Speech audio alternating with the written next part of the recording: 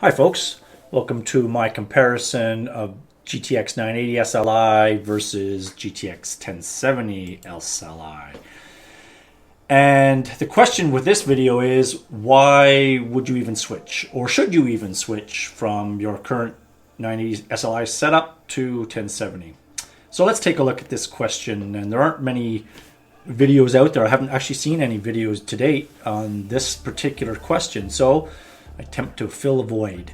I put the weights in here for shits and giggles. You can see these cards look very similar. This is the founder. I bought some Founders editions because I believe in venting out of the case instead of into the case for SLI. You may be okay with one card, but I believe with two cards you should vent out of the case. And previously I had the overclocked EVGA overclock versions, superclock versions of these cards. So we're going to compare these and see whether it was worth it in the end.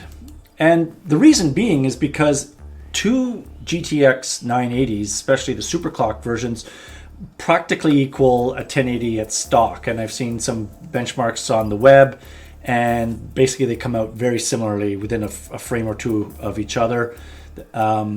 That's, however, if you take the 1080 and overclock it, you'll have a bit better performance than the 980 SLI, because I'm comparing the 980 overclock versus a 1080 stock. So what I do is I overclock my cards about 100 megahertz. I call this a reasonable overclock, and plus the boost that comes through with Precision X via EVGA. And generally my cards, I've observed, when playing games or doing benchmarks, run about 1400 to 1500 megahertz on the 980s. And that gives me about 50 to 60 FPS on medium to high settings in most games at 4K. Now the 1070s, with a reasonable overclock of 150 megahertz plus boost, gives me about 1900 to 1950 megahertz. And what I'm doing here is really comparing how I would play my games with the overclock I would use and how I play my games. So I'm not doing 100 overclock on the 980s and then 100 overclock on the 1070s. That really doesn't do anything because this boosts higher in the megahertz range. I'm simply comparing how I would set my cards up and how I would set Precision X up to overclock. So that's what means most to me. What's the FPS difference with the overclock I would use in both of these setups? With the goal being that I want to achieve 60 plus FPS on very high and ultra at 4K.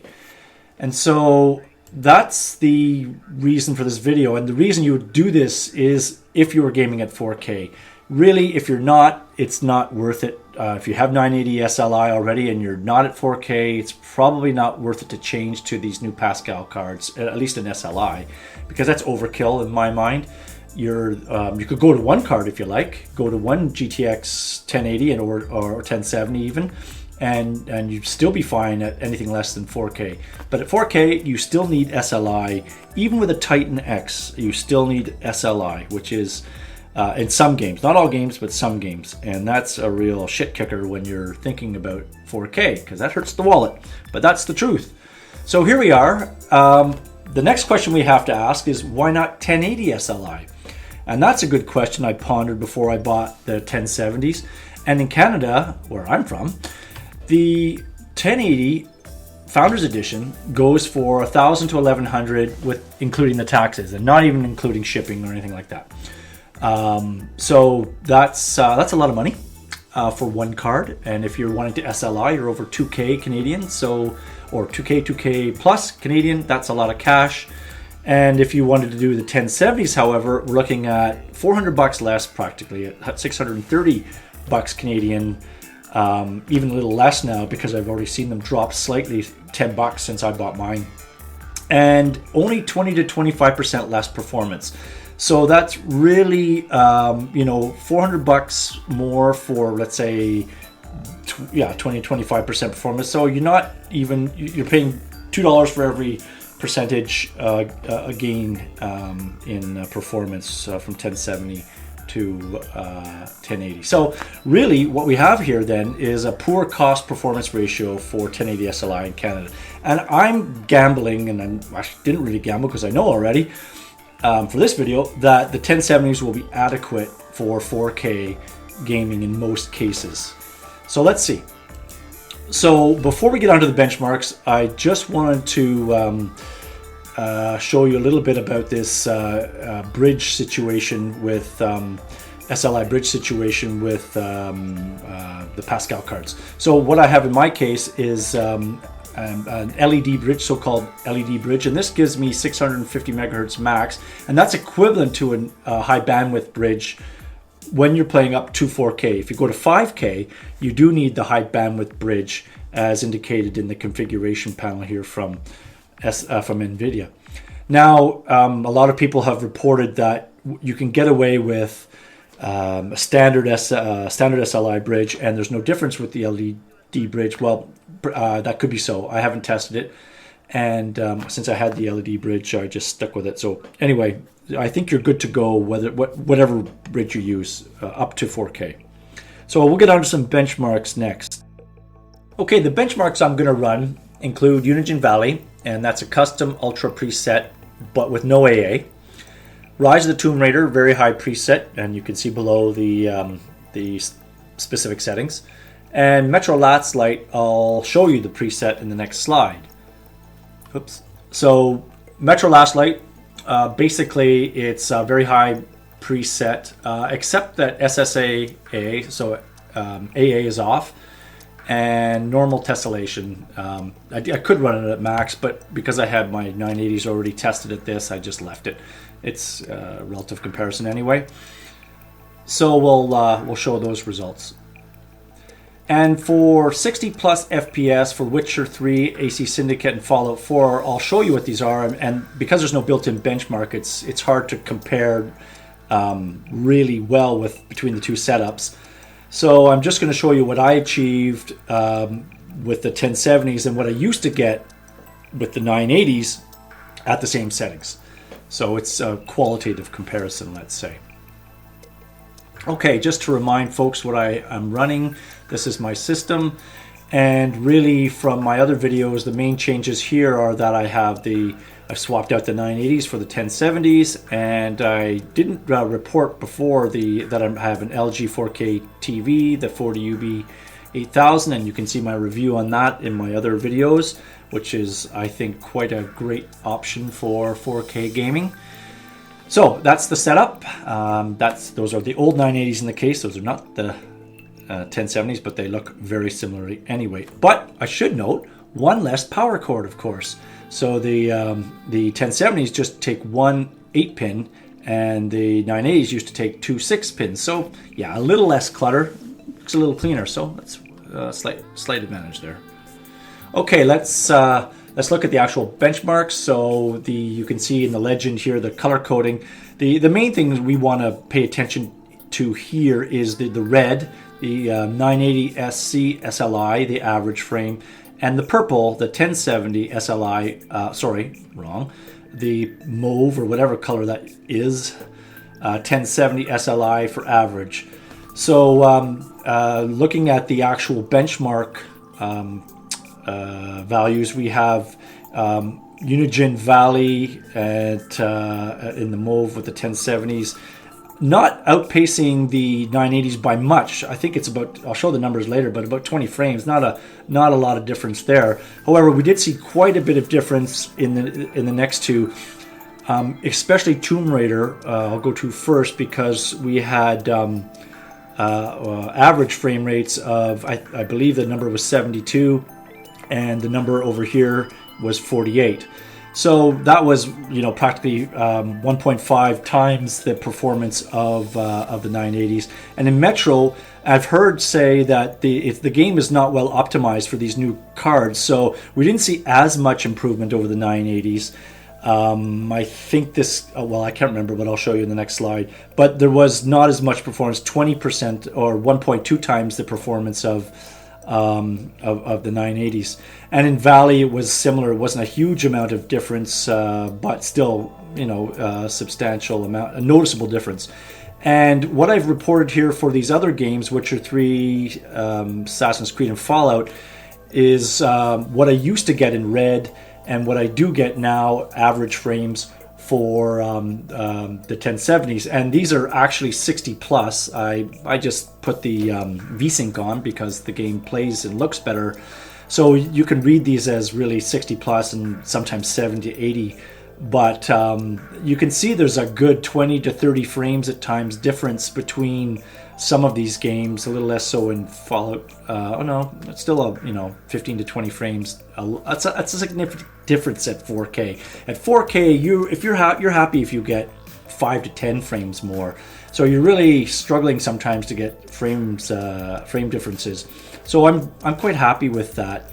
And what advantages I can turn up some of the really nice settings in Fallout and AC Syndicate and Witcher 3, such as max out HBAO, so occlusion, ambient occlusion, and even some TXAA in Fallout 4. So you can really make the game look spectacular and not worry about being below 60, or sometimes only a couple of dips below 60. Okay, so yeah, there's some performance gains here, up to about 1.5 times the performance of the 980s. So here are the actual numbers, and we're looking at here the main differences between the 980 average and 1070 Founders Edition SLI averages. And so yeah, you can see that the best performance was in Tomb Raider, where we had 1.5 times the difference, and this is 1.2, sort of 1.2 times the difference between at Metro and Unigine. And I'm moving on now to some of my settings for the games I found to work really well. And here's Witcher 3 to get 60 plus frames at 4K with these cards, the 1070s. So really I have the more or less the Ultra preset with some tweaks that really don't matter too much on the visual quality. So I have everything at Ultra. I've turned the anti-aliasing on the Hairworks off, which has a really big impact, but really not noticeable in the game. And then that's it. I think, that's on high, and some shadows are on high. Those things, everything else is Ultra, so that's great. Witcher 3 is a very demanding game, and to have that run at 60 plus almost all the time with just a couple of minor tweaks is very good. So swell, I'm happy with that. This is Assassin's Creed. Again, this game is not well optimized. And if you are able to run this in 4K with these settings, you have a powerful system. So the only thing I turned down from Ultra or very high, I could run this at maybe even at Ultra, but I just turned shadow qualities down a bit. Everything else with HBAO plus, FXAA, very high environment quality. So that looks very good.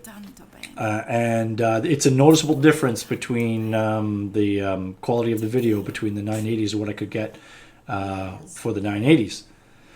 And for Fallout 4, again, mostly Ultra settings, a little bit of tweaking on the shadows to reduce the quality in that, just to give me my FPS steady at 60.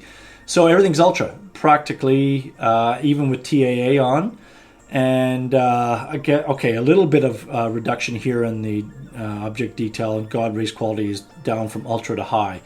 But that's not a big factor really. The game looks spectacular, and it does look better to me with the TAA on and the HBAO plus ambient occlusion. Looks really good. So I'm pretty happy to say that these 1070s are doing the job for me.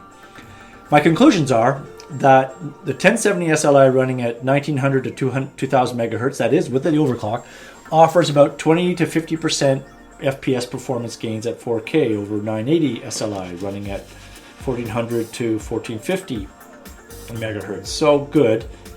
To me, that's worth the money. You may say, no, it's not worth the money. I was able to sell my 980s for close to 700 Canadian, so I paid more or less another 600 bucks really, or 550 to 600 bucks to move to the 1070 SLI. So for me, it was worth it because I like the maximum graphic settings. And the 1070 SLI allows for ultra settings at 4K for most important visual graphics. That is the AA, the AF, ambient occlusion, textures, etc. Whereas with the 980s, I usually could only go to high, medium, or in some cases low or off, like AA. So this is a big improvement in visual quality and playing the game that I'd like to play it. Thermal max on the cards, about 75C during my testing and during games for both SLI setups, the 980s or the 1070s, and I use a custom fan curve. I'd say that in terms of noise, I'd say that the Founders Edition 1070s are slightly quieter and maybe cool a little bit better than the 980s, but it's hard to tell, and I haven't really tested that. But I generally keep them below 80, so at 75, and I use Precision X and MSI Afterburner for that. So I would upgrade from 980 SLI, that's my conclusion, to the 1070 SLI Founders Edition or other board manufacturers like EVGA's the ACX version 3 solutions. If you don't overclock your CPU, so what I'm saying here is if you don't overclock your CPU, you could use a couple of the ACX 3.0 versions like the For the Winds or Superclock versions, or even the non-overclock versions, and put them in SLI. Your interior will get quite warm, so be aware. But if you're not overclocking, you probably don't have a problem. I overclock substantially at 4.6, and I could go higher, but I don't. So this is, I prefer renting out the case, as I said. The 1070 SLI is sufficient for 4K gaming right now. That's the final conclusion that I would say that if you want Ultra, and in most settings at Ultra, I would look no further than 1070 SLIs. I think it's a cost-effective way to get there right now. We'll see what happens with games in the future, but thanks for tuning in, and I hope you enjoyed this video.